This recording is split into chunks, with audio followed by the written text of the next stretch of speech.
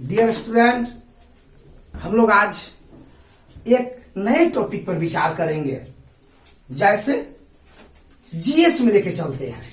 ऐसा नहीं कि हम बाकी पाठों को छोड़ देंगे। माइक्रोबायोलॉजी में हम 3 तक दे चुके हैं, 4-5 जल्द देंगे।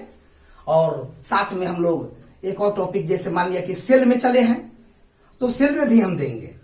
सेल में भी आपको आगे पाठ देते जाएंगे, लेकिन बीच बीच में सप्ताह में 1 या 2 दिन जीएस का भी क्लास देंगे। जैसे आज हम लोग जीएस के क्लास में चालू करते हैं। क्या चालू करते हैं? Nobel and army prizes. Nobel and army prize यानी नोबेल पुरस्कार क्या है? नोबेल पुरस्कार के बारे में समझिए कि संसार का सबसे बड़ा पुरस्कार है। जीके का भंडार दे रहे हैं हम आपको। इसको ध्यान से सुनिए, नोट करिए, लिखिए, याद करिए। कहने का मतलब कि नोबेल पुरस्कार जो है विश्व की सबसे बड़ी पुरस्कार मानी जाती है। इसकी संपत्ति 5 करोड़ 89 लाख 60 हजार 5 करोड़ 89 लाख 60 हजार की धन संपत्ति आय वाली है। इसके ब्याज से प्रतिवर्ष पहले 3 विषयों में दिया जाता था, फिजिक्स, केमिस्ट्री और बायो। लेकिन बात यह है कि खास करके यहां शुरू करने से पहले समझेंगे कि अल्फ्रेड नोबेल स्वीडन के रहने वाले केमिस्ट्री के वैज्ञानिक थे। और इन्होंने खास करके 1833 में इनका जन्म हुआ था स्टॉकहोम में, जो स्वीडन की राजधानी है। स्टॉकहोम में जन्म हुआ था। इसके बाद आपको 1867 में 1867 में इन्होंने डायनामाइट नाम का एक विस्फोटक का आविष्कार किया, जो आज भी पत्थर में पहाड़ में खोद करके और हम पटिया मोरम तोड़ते हैं पहाड़ को। डायनामाइट इसी उपलक्ष्य में आगे चल करके इन्हीं के द्वारा या इनके संस्था से 1901 में जो है नोबेल पुरस्कार की शुरुआत की गई।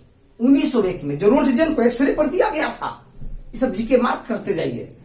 अब इसके बाद बात यह हुआ कि 10 दिसंबर के इनके जन्म तिथि पर या 10 दिसंबर को ही पुरस्कृत बांटी जाती है। स्वीडन बैंक, ये स्वीडन के रहने वाले थे। स्वीडन बैंक जब खास करके 1967 में क्या एक उपलब्धि की, इन्हीं के पुण्यतिथि पर इकोनॉमिक्स को उसमें जोड़ दिया गया।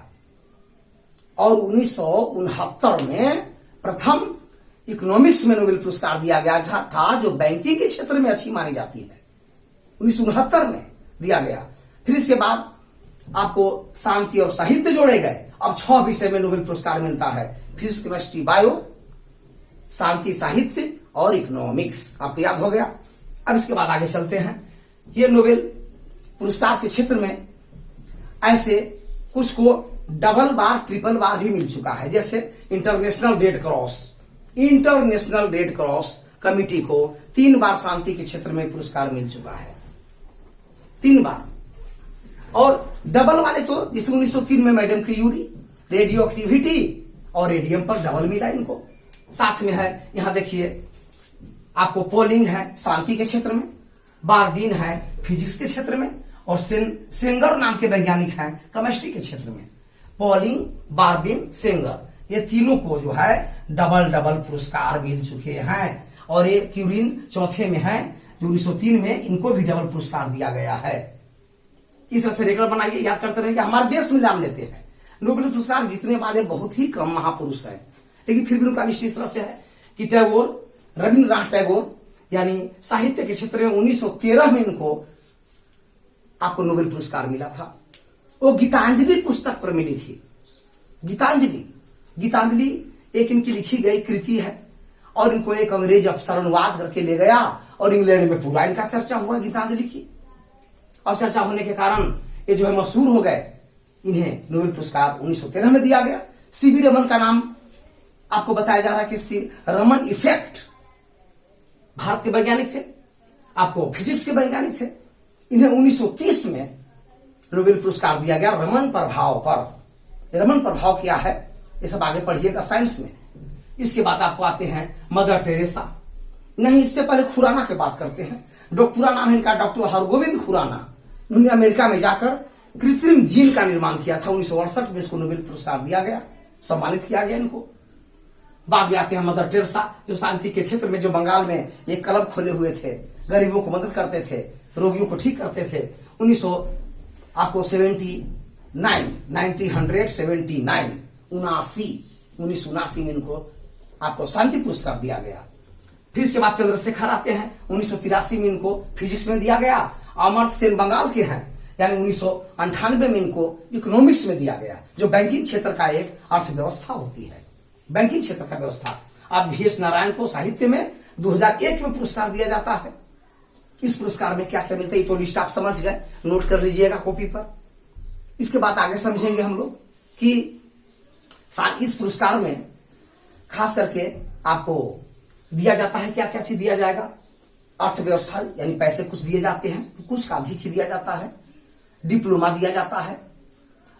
स्वीडन के सर्वोच्च नागरिक पुरस्कार की एक सर्टिफिकेट मिलती है। ये सब दिए जाते हैं। और साथ साथ इस पुरस्कार के साथ साथ कुछ वहां का अर्थव्यवस्था, धन, डिप्लोमा, ये सब प्रदान किए जाते हैं, जो विश्व में और पुरस्कारों में आज तक दिखाई नहीं दिया है। जितनी बड़ी पुरस्कार, इतनी राशि दी जाती है। हालांकि सर्टिफिकेट, डिप्लोमा तो सब में दिया जाता है, लेकिन ये इनमें कुछ अतिरिक्त धन भी अधिक दिया जाता है। कभी कभी एक साल में एक विषय के लिए 2 या 3 सदस्य भी चुन लिए जाते हैं, लेकिन यह कमेटी तय करती है कि किन सदस्य को क्या % हम हिस्सा देंगे। यह उनके अधिकार में रहता है, समझ गए, उनके अधिकार में रहता है। ये सब हुआ नोबेल पुरस्कार के बारे में मुख्य ऑब्जेक्टिव क्वेश्चन, जो 9th 10th inter, railway, SSC, bank वालों के लिए भी बहुत महत्वपूर्ण है। ऐसा ऐसा देखते जाइएगा तो आपको कम समय में अधिक से अधिक ज्ञान प्राप्त होगा।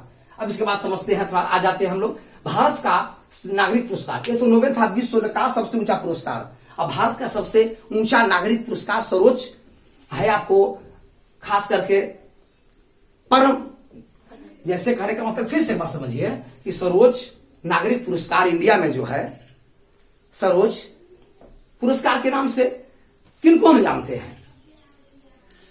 ये जो है ये सर्वोच्च पुरस्कार। और सेकंड सर्वोच्च पुरस्कार कौन है, पद्म पुरस्कार है।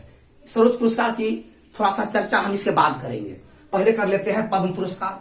पद्म पुरस्कार 3 भागों में बटा है। विभूषण, इसे पद्म विभूषण कहेंगे, भूषण और पद्म श्री, सब में आगे पी पद्म लगेगा। पद्म विभूषण, पद्म भूषण, पद्मश्री। इस सेकंड हमारे नागरिक पुरस्कार सबसे बड़ा है, सबसे बड़ा। और इसके बाद फिर आपको इसे विशिष्ट समाज में सेवा करने के क्षेत्र में दिया जाता है। अब इसके बाद फिर आपको नंबर 3 में आता है वीरता के क्षेत्र में। वीरता के क्षेत्र में आती है, वीरता के क्षेत्र में आता है, तो वह वीरता के क्षेत्र में है, जैसे आपको परमवीर चक्र, परमवीर चक्र, ये फौजियों के लिए है, ओनली फॉर आर्मी। और फिर इसके बाद है महावीर चक्र, महावीर चक्र, फिर है वीर चक्र, और फिर है आपको विशिष्ट सेवा मेडल।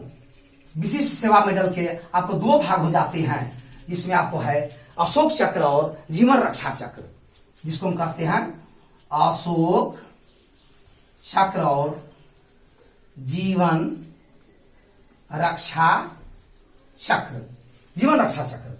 ये सब जो है आर्मी के लिए है, नेवी के लिए है, एयरफोर्स के लिए है, आर्मी, नेवी एंड एयरफोर्स। तो नागरिक पुरस्कार का सबसे बड़ा पुरस्कार हुआ आपको सर्वोच्च नागरिक पुरस्कार में प्रथम पुरस्कार की थोड़ा सा वर्णन ज्यादा है, और सेकंड में आ जाता है, सेकंड बड़ा पुरस्कार नागरिक का है पद्म पुरस्कार, जो विभूषण, भूषण और श्री में बटा हुआ है। और आर्मी के क्षेत्र में है वीरता पुरस्कार, जो परमवीर, महावीर, वीर और विशिष्ट सेवा मेडल में बटा है। विशिष्ट सेवा मेडल 2 तरह का, अशोक चक्र और जीवन रक्षा चक्र होता है।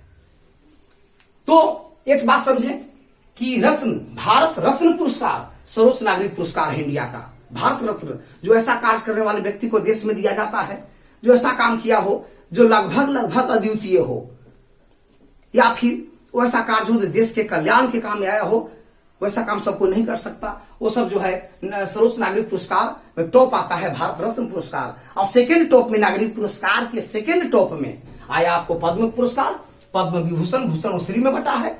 आर्मी ने भी एयरफोर्स यानी फौजियों के क्षेत्र में परमवीर, महावीर, वीर और विशिष्ट सेवा मेडल दिखा गया है। विशिष्ट सेवा मेडल 2 तरह का, अशोक चक्र और जीवन रक्षा चक्र है। हम सप्ताह में 2 दिन इस प्रकार के जीके जीएस देते रहेंगे।